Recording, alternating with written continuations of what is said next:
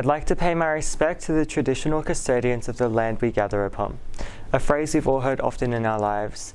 However, ladies and gentlemen, where is the logic in respecting Indigenous Australians when we continue to deprive them of an education that is of quality for them? According to the Department of the Northern Territory, education rates have dropped. Attendance ratings have dropped from 70 to 66% in 2014 to 2016. Conversely, the Cabinet of the Prime Minister and the Department of the Prime Minister and Cabinet reported that there had been no meaningful improvement to the Closing the Gap reports that had been published over 7 years ago. Ladies and gentlemen, this makes no sense at all. Why is it that something that we're pushing money into, that we're funding so heavily, is still not working?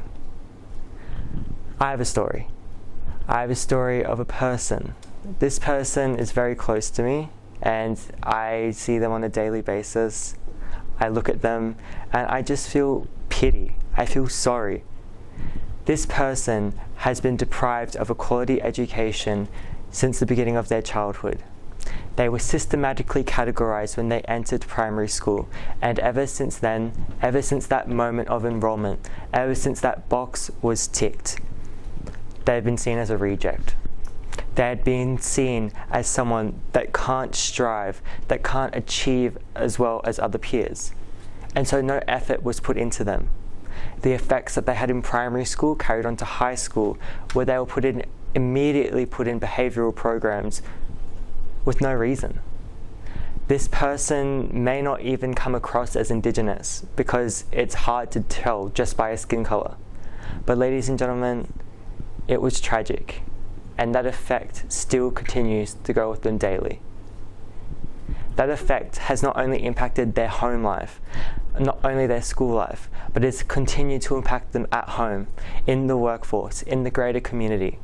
Because ladies and gentlemen, education is everything. We cannot have a quality lifestyle function in a modern society without a good quality education, which is what the Australian government is failing to give to the Indigenous population. Now you may be thinking, well, Indigenous people have good education. They're being funded more money. They're being encouraged to go to schools. But ladies and gentlemen, let's just look at the community of Mossman for a second. A heavy Indigenous community lives there. In fact, 80% of the population in that city is Indigenous. Now you may be thinking, well, cool, that means that city gets more funding. How unfair to white Australians. But ladies and gentlemen, do you know how hard it is to get a teacher to stay in a rural city? Because Indigenous people, they're attached to their land.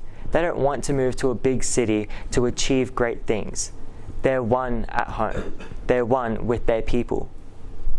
Indigenous Australians shouldn't be forced to leave their habitat, forced to leave where they feel comfortable, just so they can receive something that is a universal human right.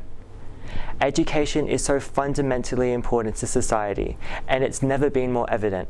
We're progressing into a society that is flourishing, an economy that is thriving, and new job prospects that everyone wants to achieve in.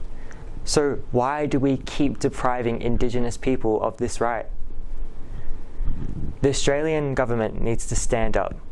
They need to take action.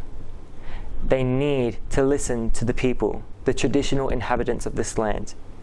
The descendants of colonisers in Parliament are still making it hard for Indigenous people to live a life with a quality education.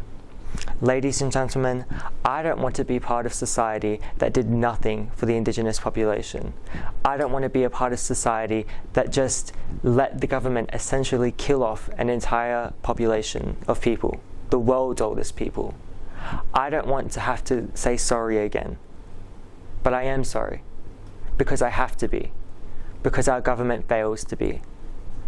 Ladies and gentlemen, I'd like to pay my respect to the traditional custodians of the land we gather upon, the Wulgurugaba and Bindal people, and I'd like to say sorry for the maltreatment our government has caused to your people.